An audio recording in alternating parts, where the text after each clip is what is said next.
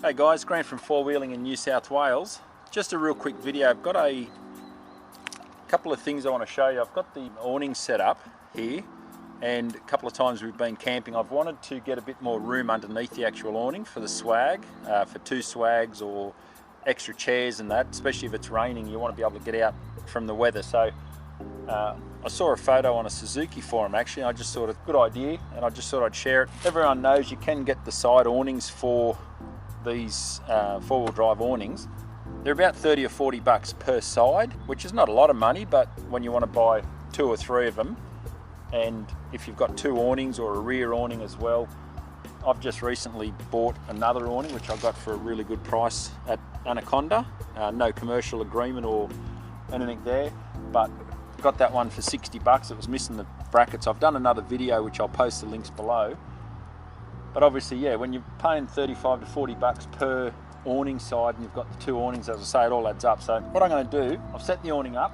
I'll just show you quickly. I've actually contacted Drifter up in Gloucester to see if they can make some of these out of fabric. Everyone knows the Drifter product. Good Aussie company, Aussie made gear, really good quality as well. And I'm hoping they may be able to do these out of material. But what these are, in the meantime, I thought I'll grab a packet just to try. They sell them as caravan awning clips, so it's a little bit of plastic or rubber. I think it's might actually be rubber. Yeah, it's rubber. Just a little S hook. There's two different size sail track rod, which obviously is designed to fit the multiple different tracks on the market. But they sell them mainly for hanging under your awning if you want to hang little lights up, strip lighting, party lighting or whatever.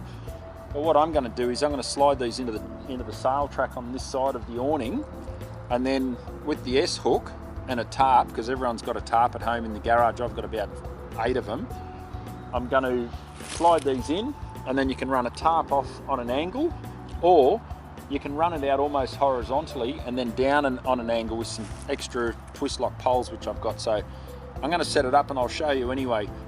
Really easy to do, good modification, keeps the budget down. So let's get into it.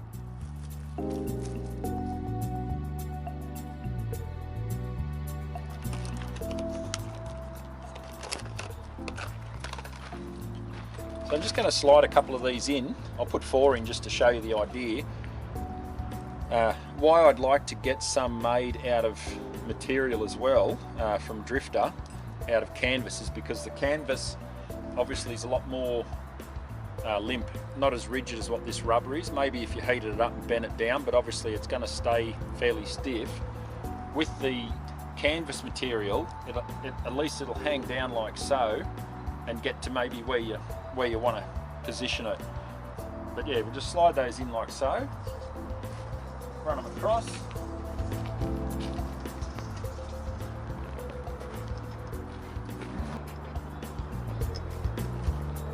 So you can see there, they're just in the sail track. Got the S hook on the front. Obviously you can spin that around if you wanted to hook something on the underside, maybe something a bit heavier, but very simple. These were a pack of 6 or 7, 6 in the pack I think. I picked these ones up just the other day at RTM, the camp store like J-Car. I've ripped the brand off the top, but it's just a generic brand, naturally made in China for Hague, Australia. Packet of 6, yeah, for about 10 bucks. Now I know obviously everything in China is cheap. You can't make stuff here for anywhere near the price, but I'd happily spend 30 bucks on these if we can get them made here by an Aussie company. So that's them there anyway in the sail track. And then because the tarpaulins that I've got multiple eyelets on them, you can slide those across to whatever position. So I'll just grab the tarp and bung it up.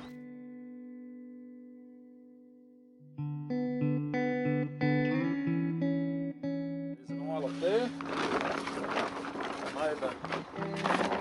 Come over to the next one. Now these are a little bit further away from the... Oh no, that's okay, fits in. Oh, we've lost one on the end.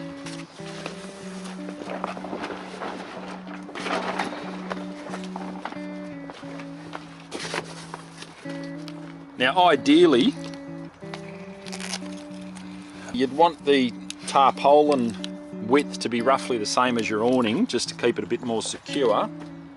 I think this... Well, chuck that in the car. No one will litter. Yeah, as I was saying, the tarpaulin, ideally if you can get a tarp the same sort of width as the awning, so that it's all neat and tidy and, you know, hangs where it should. Clip that little bugger on there. Now these S-hooks are just slightly smaller. As you can see there, it's a bit of a tight fit, but they'll do the purpose for what we want to show here. Plastic. So obviously you can slide that to the end.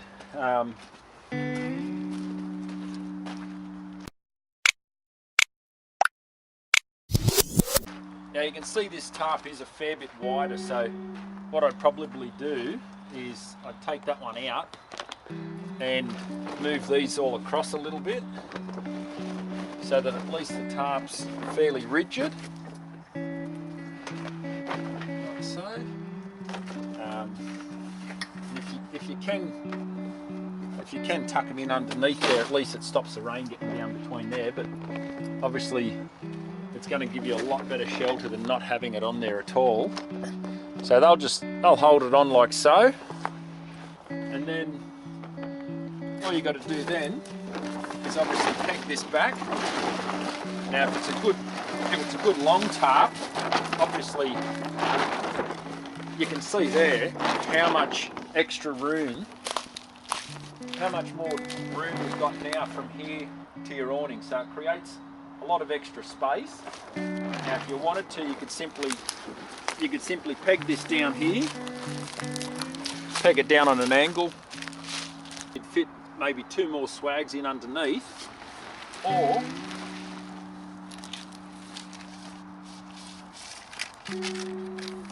with a couple of spare twist locks. The other thing you can do, pop one of these under here, like so. Just grab a guide rope.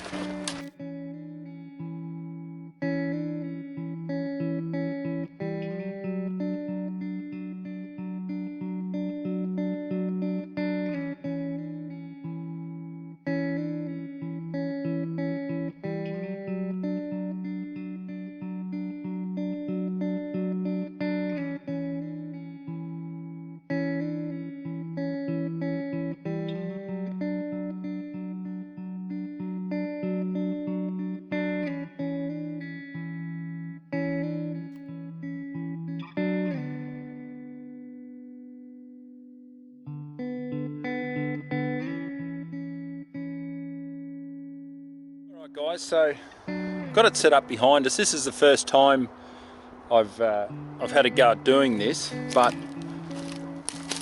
our tarp is a fair bit wider than the awning, the length that way. I've got a couple of other tarps at home. I've grabbed the wrong one, but I have got one that's almost the exact width of the awning. And I also didn't have my guy ropes. I've got some longer guy ropes at home, which would have allowed... I've got my assistant Chloe just holding that one just to give you an idea. I do have longer guy ropes at home, which normally I would have in our camper trailer, but it gives you a general idea anyway. You can see there how much more room you've got. So our awning basically finishes there where the leg is, as you can see, but then it just gives you extra shade, especially if you're camping in really hot summery conditions. You've got that extra, you know, living space, if you want to call it that, floor space, whatever.